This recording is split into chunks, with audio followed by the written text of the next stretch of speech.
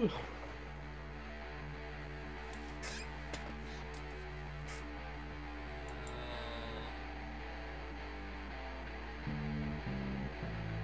something. Hey, la la la la la la, boop boop boop boop. Alright, you're good.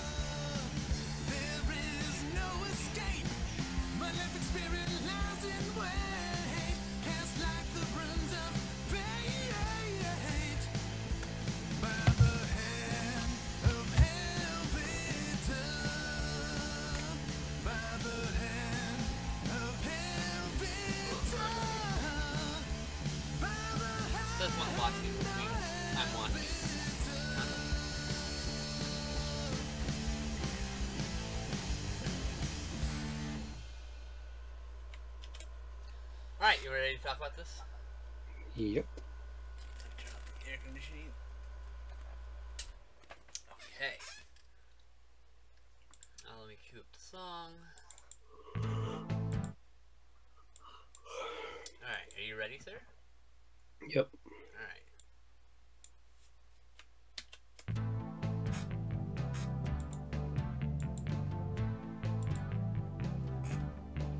All the cinephiles, freaks, and weirdos, tape heads, ghouls, and ghosts love to tune in and listen to Psychotronic Coast to Coast. Skin Slip and Owen Neal are going to reveal their thoughts on movies that most people don't dare to watch.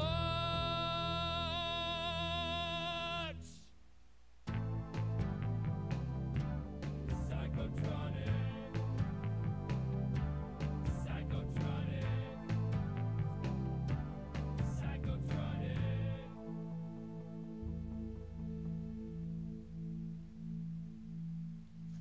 Welcome back, ghouls and ghosts, to another exciting episode of Psychotronic Coast to Coast, where we uncover hidden gems in large stinking piles of shits hidden behind some of the best box cover you've ever seen. We talk about obscure, awesome, hitherto unmentioned and or unheralded films.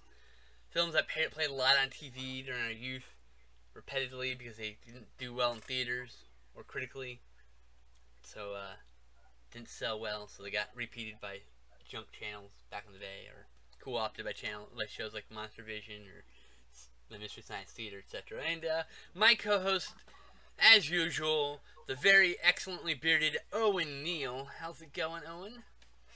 Pretty good. Yeah. And tonight we've got a little slice of slasherdom. No, a slice of serial killerdom. Yeah, there was no slashing. Yeah, there wasn't really. It was more strangulation, wasn't it?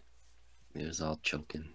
Anyway, so we watched what I consider a hidden gem, Murderlust, a film shot what I believe 16mm, maybe 8mm, but I think it was 16mm. And it's here on DVD, I guess, because the elements are gone outside of this cut of this release, or maybe they're too damaged for a high def release. Who knows? But we got here Murderlust from the excellent Intervision. We've done a few of their movies, by the way, including Phobe and Sledgehammer and Things. Yeah, so we've done a few of their movies. Yeah, big fan of their stuff. So, it was shot in and around Los Angeles, and it looks like the Pomona Raceway is where this gentleman, whose name I'm forgetting, Steve. It's played by Eli Rich. Excuse me. Of a movie called The Jigsaw Murders, which I now want to see. But yeah, so Steve works as a security guard at the beginning of the movie, and yeah, that's really. I don't want to take your job away. We've been talking this whole time, so why don't you take us through it, Owen? I don't remember his name because they kept saying it. Oh man, yeah. Stephen Belmont. Stephen Belmont. Yes, we were talking about his connection to the possible connection to the Simon Belmont clan. He might secretly be a monster hunter. No, he's the monster himself. But yes, yeah. pretty much. Yeah. I do want to note before we get into the movie, there are no subtitles, and sometimes the dialogue's drowned out by the droning synths. Yes. The droning synths are a love it or hate it proposition. You're either gonna love them, or like me, you hated them because they were ear piercing. You had to turn the fucking volume up so loud to hear Steve mumble his lines out. Anyway, I don't mind synth, but it wasn't good synth. I think It was really loud in this movie, and he was like, too trebly. I mean, I get what it's supposed to be doing, like, oh, he's driving out to the desert with some corpses, ooh, but it was just so loud. It was very loud. Very, very loud. Obnoxiously loud. Is my one complaint about, I assume is wrong with the master, not anything to do with the disc. I imagine Intervision couldn't do anything about that. It's probably on the master that they can't fuck with it, once it's mixed together. So, yeah, it's on DVD for the first time also. That's, gotta know that. Obscure VHS Nugget. That's what Tanium 13 called it. Nugget indeed. Anyway, so yeah, so Steve works as security guard. And... Well, first we just see him out drinking with his buddies. Did we ever see them again? Nope. I don't think so. Nope, not at all. And, killed them too, I'm guessing. He picks up a prostitute. Offers her $100 for... Was his cousin with him at the beginning, and we just not recognize him? It could have been, but... That may have been why we didn't recognize... Like, who the fuck's this schlub? Like, we were, not paying attention in the opening scene, Well, the guy that was talking and burping and stuff, it was definitely not his cousin. I don't think his cousin's hanging out in bars, to be honest. Yeah, it's true. Anyway, as you were saying. But yeah, he I know, I got a chuckle out of it, because clearly she's creeped out by him, and she should be, because he kills her, but... and, he gives her, like, $20, tells him to meet in the van. He's not in the van. He's like, that bitch. And then she's, like, just standing there on the corner of the building. She tries to give the money back, then he gives her $100 for a quick, as he said, 10 minutes of work of a blowjob. He mentioned a blowjob, yeah. It's only 10 minutes. And she agrees because she has a kid who she doesn't seem to like, which kind of seems to trigger him, pisses him off. It's like, well, you don't like your kid? It's like, that's none of your business. And then some more red flags of, get in my van. I want to drive around the corner. She was ready to do it just right there in front of the bar. But and then, yeah, strangles her to death. And in the back of his van. Yep, that's how we started off. Got the movie rolling right away with the first kill. It was like, oh, all right. And then I think we're introduced to Neil, right? Or was that a little bit later? No, it's possible. I'm bad. No, he went to the church where we see that he's a teacher at Sunday school. He had the incident with the girl, right? So that was right next. Yeah. They're passing around a picture and giggling, and he gets it, and it's a picture of him ejaculating. Like it's funny. And Oh yay! I ejaculate. What's your point? he takes her out in the. Well, I guess now I'm thinking about it. It's not funny to him because. Oh yeah. Always, all the He's prostitutes religious. were always pointing out that he was limp. Oh, that's right. That's right. So, That would make sense. I don't know if that was supposed to be part of it. So he's like, "How dare you draw me ejaculating? That never happens." Oh, and he's prim and proper because he's he's like a Sunday school teacher, you know. Can't be drawing lewd photos. Well, in the It's beginning, he starts losing it later, but sinful. Well, yeah. so he sends her out, yells at her, calls her a whore, sends her to whatever, I don't know, Sunday school detention. Is that a thing? I guess there's a lot of animosity towards women in this film, but I don't think he really explains why he hates women. I don't think he knows why he hates women. Never. He just hates women for some reason. Anyway. But yeah, so there's that, and then I believe he grabs another prostitute, and he's killing her when I guess it's his cousin, was knocking on the door. Oh, right. That was his cousin. His annoying next door neighbor cousin. It was Neil. Yeah, I guess he lives next door, right? So that's why he was annoying and told him. Okay, yeah. And he was kind of being like, I just killed someone. Fuck off. I mean, he didn't say it, but he's kind of hinting at, like, get out of here, Neil. He gets Neil to help push the trash can with the dead prostitute. Yeah, he's failing to get this trash can on a dolly up a ramp into his van because there's a dead body and it apparently weighs a lot. Yeah. Which is not true because she was like 80 pounds soaking wet. Yeah, like she was tiny. She was a tiny woman. Yeah. Out to the desert. Dump the body. Take a leak. Drink a bunch of beers. Throw them all over the place. Before the old DNA, I guess. Because he left it everywhere. Well, I don't know if... I think it's just that they didn't have DNA tests sophisticated enough at that point in time. It's from 1985, mind you. Because there's also beer cans from earlier. Because then it's, the newspapers like 9 bodies found in the same place in the Mojave. They call him Mojave murderer or whatever. Yep. He starts collecting the newspaper clippings. As you do when you're a serial killer. Mm-hmm. That's what all serial killers do, right? At the same time, yeah, well, he was scrapbooking. Scrapbooking. Hey, look, he's got his hobbies, all right? Don't judge. He also apparently works at the horse racing track a little bit.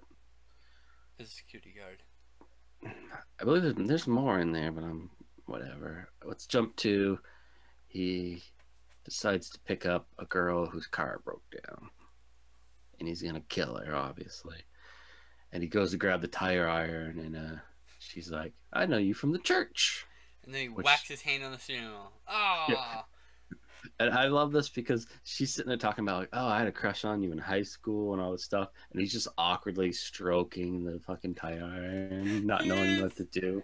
And she's not picking up on any of that. Like, this dude's creepily holding the tire iron. He's jerking off the tire iron right in front of you, lady. It's time to run away. But he brings her home.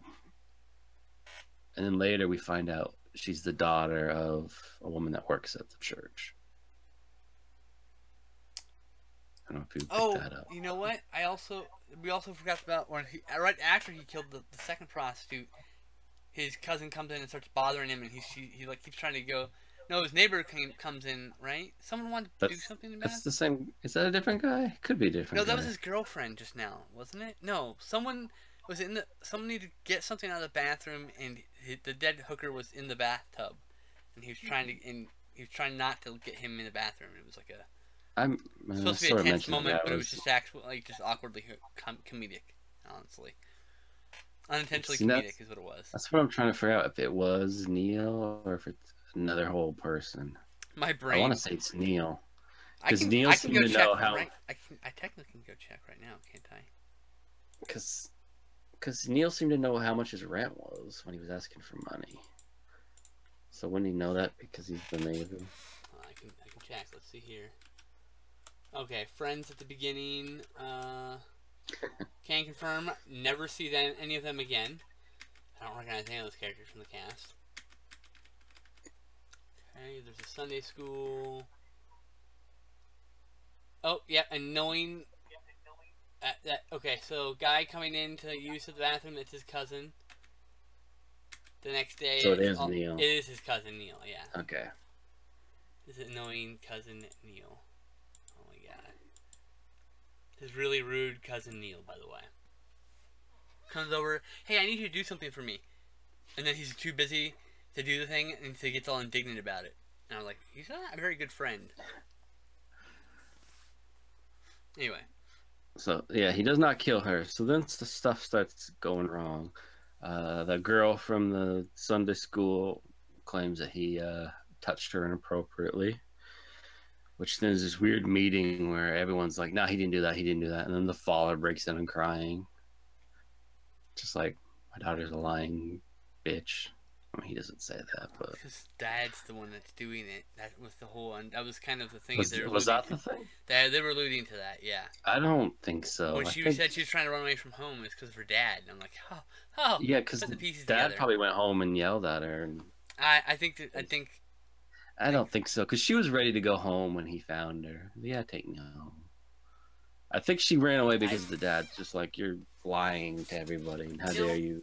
I get the feeling. I didn't pick up the molesting vibe. Well, alright. I think because she said, I'm going to get you back for this. I'm going to get you. So she lied about him touching her. And then when everyone's like, no, yeah, that didn't happen. And the dad was just like, probably went home. Maybe beat her. I don't think he molested her, though. Okay. Maybe beat her for lying. Although she had no marks on her, so I don't know. I gotta blow my nose.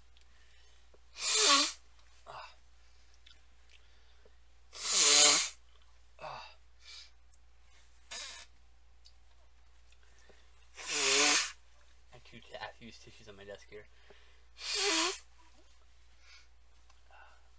I grabbed one, I'm like, oh, I already have one. I hate this. Anyway, continue. No, I just assume she got a good yelling at. Got grounded. Like, I don't know. There were other conversations, other ways they were discussing things there, and I just got the sense, man. I don't think so. Yeah, well. I think she's just regardless, it doesn't matter. Whiny bitch. So then he's since he hasn't killed anyone, he's kind of hasn't had his lust, his release. His murder lust filled.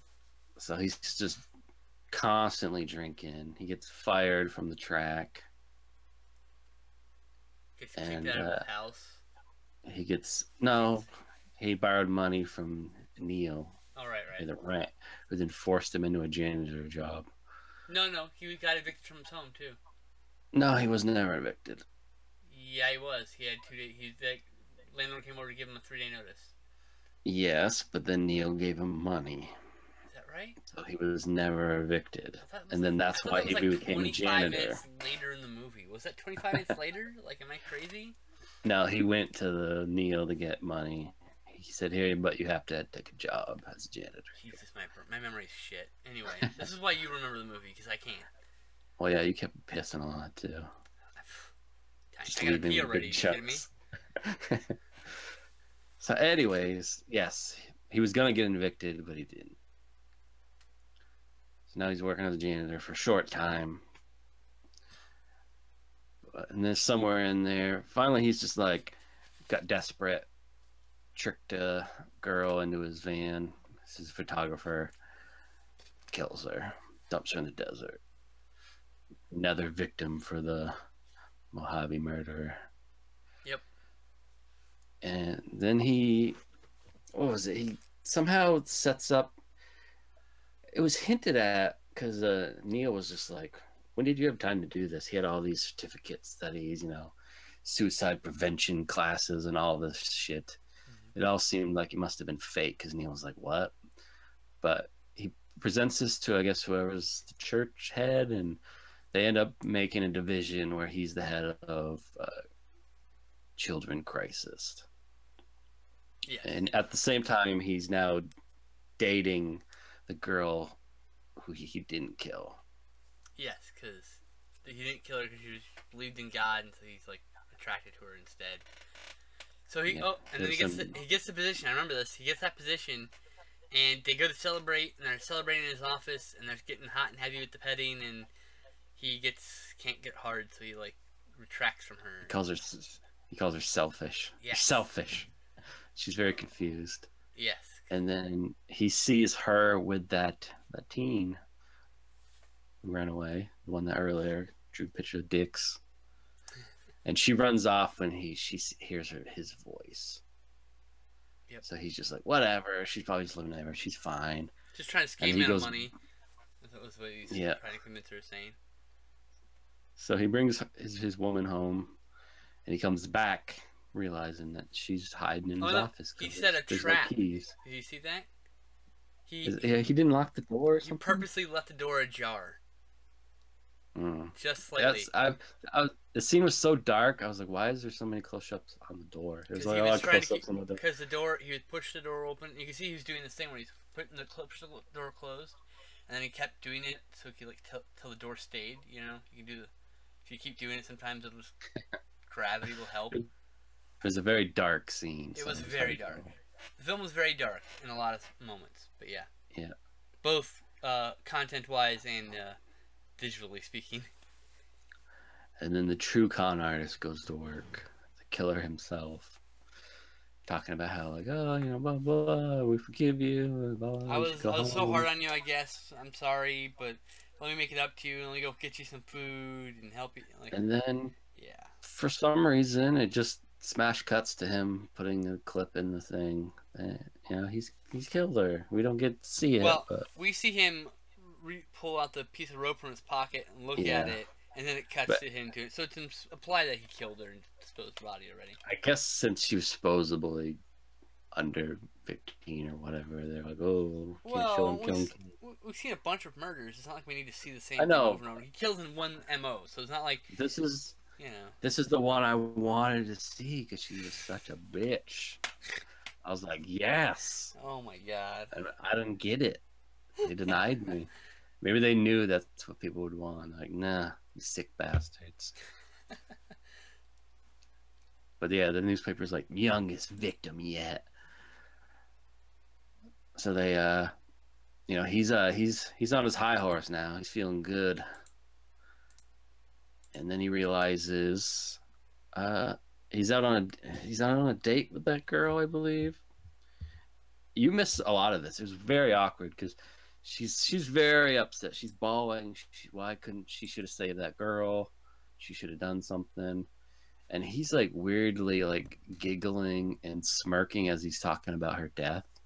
And she's like, "What the fuck is wrong?" I heard all this, by the way, because I kind of left. Nobody's here this weekend. Like they're all on vacation, so I had the volume up and the door was open. I'm peeing with the door open. It's my house. I can do what I want. He had a constant fucking smirk on his face. Yeah, I heard that. I was like, what the fuck? Like, this can't be going well for him.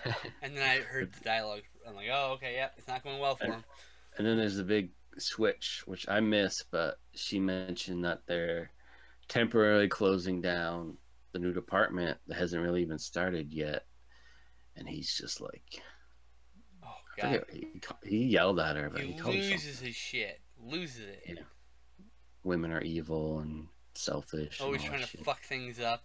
We got a good thing going and they fuck things up. I'm like, really? I don't think it's because they're women. I think it's because they're humans, but okay. And the whole point of it was that she was in the area. So what if the murderer, which he did obviously know, was going to just use this as a, teens come in, ask for help, and then he's picking them off, which I guess was kind of what he was going to do, which seems weird that people would go to see him and then disappear and like, I don't know.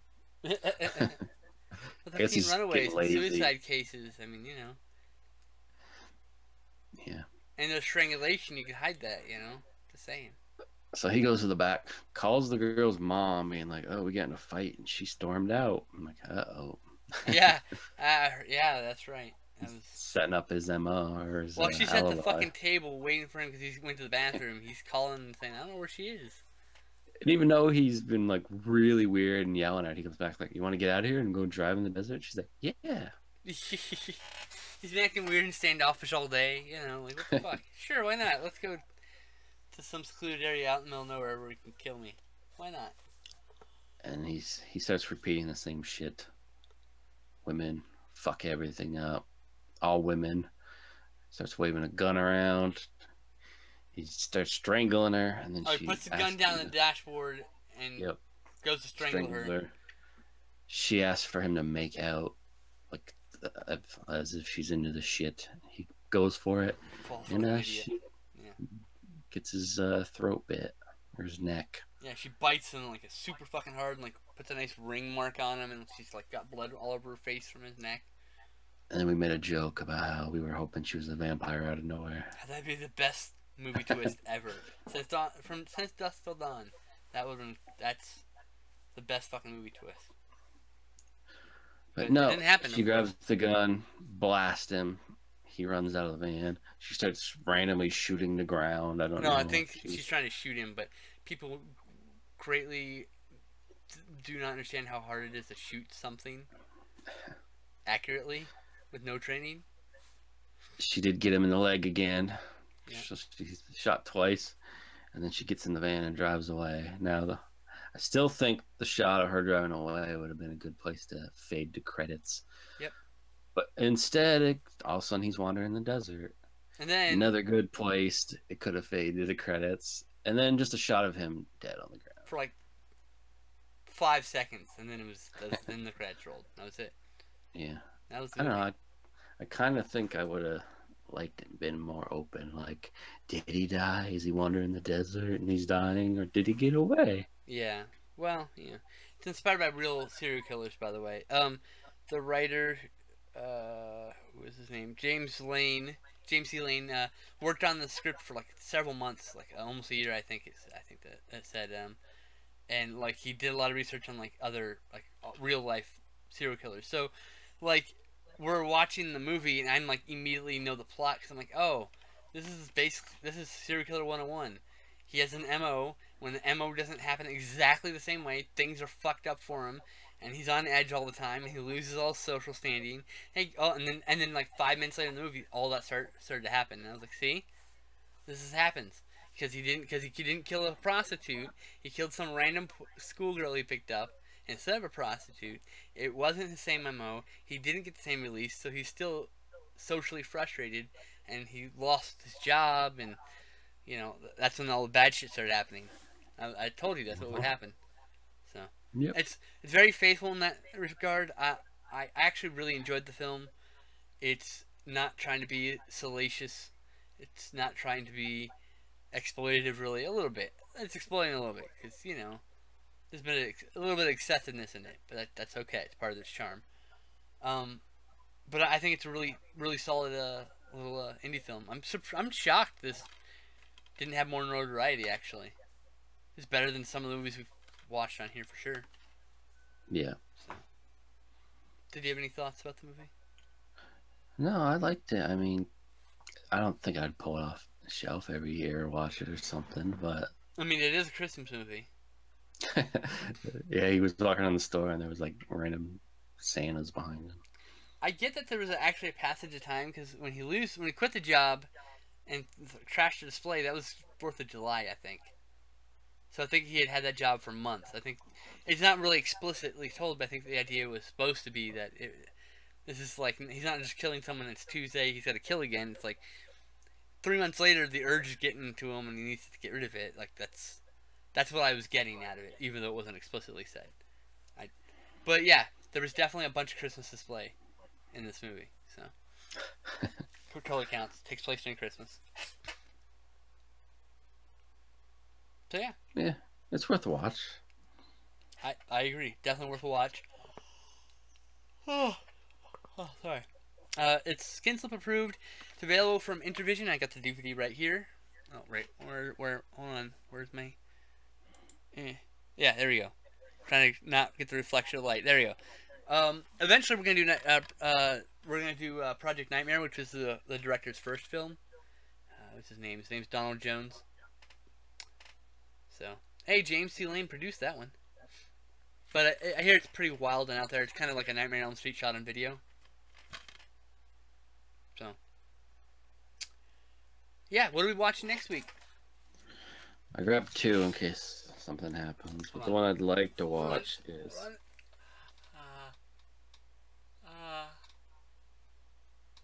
Fuck. I hate that. And now you'll start talking and then it'll happen, right? Anyway. Sorry, go. The one I'd like to watch is Angel on Fire. Angel on Fire. Is that a, essentially a Rothrock film? I don't think so. It looks like 3 Asian women. Says a beautiful supermodel turned gangster double crosses her ruthless partner after the gang steals a precious relic from a museum. Well, An enterprising young agent, with the help of a comical taxi driver, must stop a vicious gang and return the relic to its rightful owner. I found it on YouTube. Look at that. Angel on Fire has exciting gunplay and thrilling martial arts that will knock your socks off. Oh shit! I better strap my socks on. I don't want to lose those some bitches. I was in was it Barrie, Vermont, a place called Exile on Main Street. It's like a record store where they have movies. Usually everything's a little overpriced on the movies, but there was boxes and they were like cheap as shit. This was one of the ones in it. I dug through the cheapest shit box. The other one, I mean, you found it, but the other one was gonna be Werewolf Fever. What is that? I said, since you found Angel on Fire, we don't need the second one, but it was going to be Werewolf Fever. I've never even heard of that one. It's an indie film from Canada. Oh, cool. Mike signed. Nice. Alright, so we're going to watch Angel on Fire next week, kids. Yeah. Good old Asian action. So, that'll do it for this week's episode of Psychotronic Coast to Coast. We'll see you next week. And, stay weird, kids. Peace.